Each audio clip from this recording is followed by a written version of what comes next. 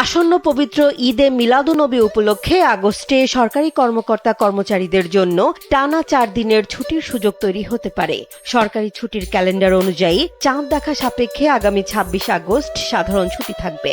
পরের দিন ২৭ আগস্ট সরকারি অফিস খোলা থাকলেও ২৮ ও ২৯ আগস্ট যথাক্রমে শুক্র ও শনিবার সাপ্তাহিক ছুটি। ফলে বৃহস্পতিবার একদিনের ছুটি সমন্বয় বা অনুমোদন মিললে টানা ৪ দিনের ছুটি পাবেন সরকারি চাকরিজীবীরা।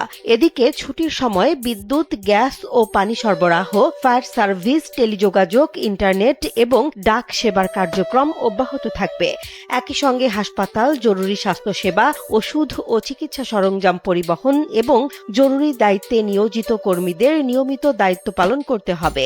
ঈদে মিলাদুন্নবী উপলক্ষে সরকারি, আধা সরকারি, স্বায়ত্তশাসিত ও আধা স্বায়ত্তশাসিত প্রতিষ্ঠানের পাশাপাশি অধিকাংশ বেসরকারি প্রতিষ্ঠান বন্ধ থাকার কথা রয়েছে। তবে জনস্বার্থে পরিচালিত জরুরি সেবাগুলো যথারীতি চালু থাকবে।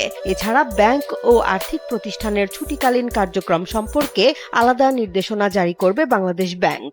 আর উচ্চ ও নিম্ন আদালতের ছুটির বিষয়ে প্রয়োজনীয় সিদ্ধান্ত জানাবে বাংলাদেশ সুপ্রিম কোর্ট।